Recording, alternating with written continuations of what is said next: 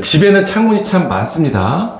앞뒤로 창이 큼지막하게 있거나 뭐 그래야 바람도 잘 통하고 빛도 많이 들어오고 뭐 너무 좋죠. 그런데 이렇게 고마운 창문이 열 손실의 주범이란 거 이거 아시나요? 집의 구성 요소인 지붕, 외벽, 창문 뭐 이런 부위 중에 창문을 통한 열 손실이 가장 많다라는 건데, 그럴 수밖에 없는 게 이 유리가 열 전도가 굉장히 잘 되는 물질이에요, 사실은.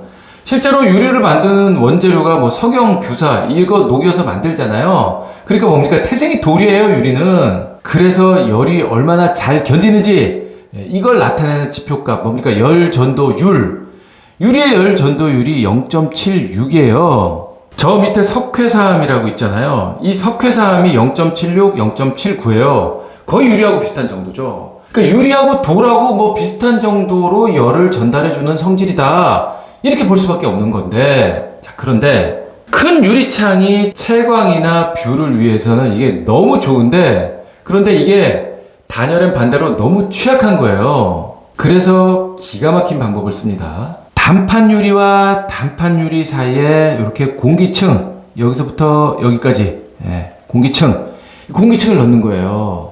그러니까 단단히 밀폐된, 그래서 외부 공기가 섞이지 않는 건조한 공기층, 이 건조한 공기층을 만들어 놓은 건데, 공기층의 두께를 유지해주기 위한 요 스페이서, 감봉이라고 부르죠. 스페이서 이게 있고요. 그 안에 수분을 흡수할 수 있는 흡수제가 이렇게 쫙 다 들어가 있습니다. 이 스페이서 주변으로는 실란트와 요만큼 실란트, 그리고 부틸, 요게 잘 붙어있게 해주는 역할을 해주는 거죠. 그러니까 수분을 차단해주면서 공기층을 만들어서 유리창의 단열 성능을 확보할 수 있도록 이렇게 만들어 놓은 거예요. 공기층의 단열 효과를 발휘할 수 있도록 해 놓은 건데, 그래서 우리 주위에 있는 유리는 전부 다 복층유리예요.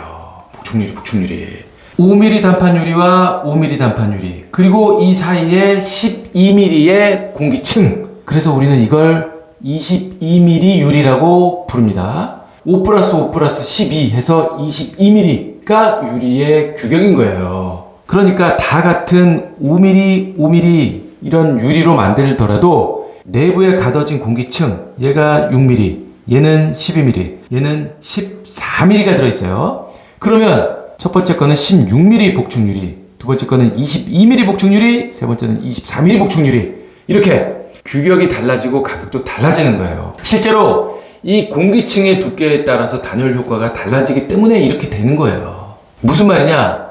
이 판유리, 요거 5mm짜리 요거 5mm짜리 요거 얘를 5mm 대신 6mm를 쓴다고 해서 좋아지는 게 전혀 아니라, 공기층이 두꺼워져야 단열 효과가 좋아진다라는 말인 거예요. 왜냐하면 공기의 열 전도율이 무지 좋거든요. 0.025W/K, 이게 공기의 열 전도율이에요. 이 정도면 웬만한 단열재, 뭐 압출법 부음판 0.027, 비드법 부음판 0.036, 이 정도보다 성능이 더 좋은 거예요.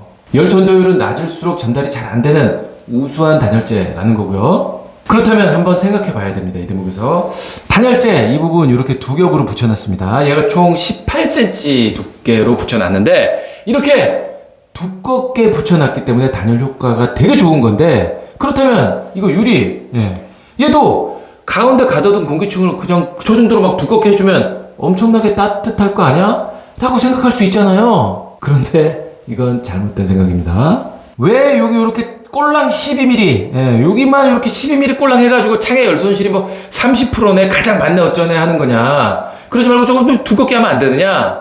안 됩니다. 왜냐하면 공기층을 마냥 두껍게 할 수가 없어요. 공기층이 일정 두께를 넘어가면 오히려 단열 효과가 떨어지는 현상이 발생하게 되는 거죠. 뜨거운 공기는 위로 올라가고 차가운 공기는 이렇게 아래로 내려가는 현상, 이걸 대류 현상이라고 하잖아요. 여기서부터 여기까지의 사이, 이거 12mm라고 아까 말씀드렸는데, 이 사이의 공기층, 이게 일정 두께 이상으로 두꺼워지면 바로 이 대류 현상이 일어나는 거예요. 뜨거운 공기 위로 올라가고 차가운 공기 밑으로 가고, 순환이 되는, 가둬져 있는 정체된 공기층이 아니라 순환이 되는 공기층으로 바뀌는 거죠, 두꺼우면. 그래서 움직이지 않는, 그러니까 대류 현상이 발생되지 않을 만큼의 건조한 공기층의 두께, 이걸 유지하기 위한 최소한의 두께가 얼마냐? 국제표준, 유럽표준, 한국표준, NFRC라고 해서 국립창호인증위원회입니다. 아무튼 이런 창과 관련된 표준기관에서 공통적으로 이야기하는 이 최소한의 두께, 이게 얼마냐? 12mm에서 16mm 사이, 이거라는 거예요. 이 두께를 넘어가면 오히려 단열 효과가 떨어져요. 떨어지고 있어요. 다, 전부 다. 이 두께를 넘어가면 다 떨어지는 이런 걸 볼 수 있는데 왜? 대류 때문에. 그래서 우리 집에 설치된 이런 복층 유리의 두께가 딱 이 두께인 거고, 그럼에도 불구하고 어떻게든지 움직이지 않는 공기층을 더 많이 두고 싶어서 이렇게 3중 유리도 나오고 있는 거예요. 하나, 둘, 유리 3개. 그러니까 대류가 발생하지 않으면서 움직이지 않는 공기층이 2겹. 3중 유리일 경우에. 뭐 물론 5중 유리, 10중 유리 뭐 이렇게 하면 더 좋은 단열 효과가 생기겠죠. 그런데 움직이질 못하는 거예요. 너무 무거워서. 3중 유리까지가 한계예요. 아직까지는. 창의 무게 때문에. 그래서 손 대면 베일 것 같은 요거 쭉 밑에 있는데 0.5mm 얇은 유리를 사용해서 격벽 역할을 하게 해주는 최첨단 유리창도 이렇게 나오는 거예요. 얘도 이 공기층이 이렇게 2개가 나오는 거죠. 무게는 가벼우면서 움직이지 않는 공기층을 최대한 많이 만들어줄 수 있는 방편인 거예요. 그래서 오늘의 결론, 유리 단열의 핵심은 움직이지 않는 공기층이다. 끝.